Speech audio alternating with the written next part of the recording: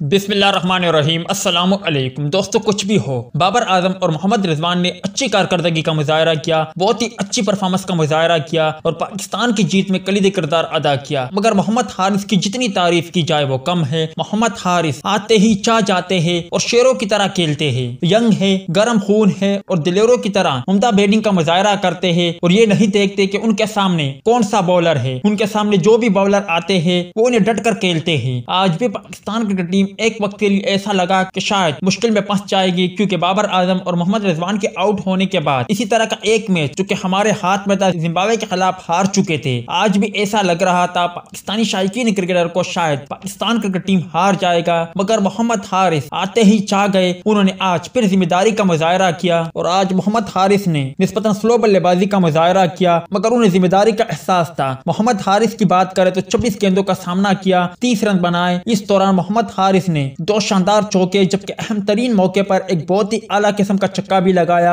जिनकी वीडियो भी social media पर वायरल हो रही है और शायकीन क्रिकेटर उनकी दिलफरेब अंदाज को खूब पसंद कर रहे हैं। और सही मायनों में मोहम्मद हारिस ने तकरीबन 3 मैचों में हिस्सा लिया और पाकिस्तान क्रिकेट टीम मुश्किलात का शिकार थी और मोहम्मद हारिस के आते ही पाकिस्तान क्रिकेट टीम को उस मुश्किल से निकालने में मोहम्मद हारिस ने जो किरदार अदा करना था वो किरदार अदा किया। और आज भी पाकिस्तान की जीत की जिस तरह मोहम्मद रिजवान सतून रहे, जिस तरह बाबर आजम सतून रहे, इसी तरह मोहम्मद हारिस भी सतून रहे। आप भाइयों ने अगर मोहम्मद हारिस की शानदार बल्लेबाजी देखी है तो आप भी यकीनी तौर पर दाद दिए बगैर ना रह सकोगे। आपको मोहम्मद हारिस की शानदार बल्लेबाजी देखकर किस तरह लगा, कमेंट सेक्शन में लाजमी तौर पर बताएं।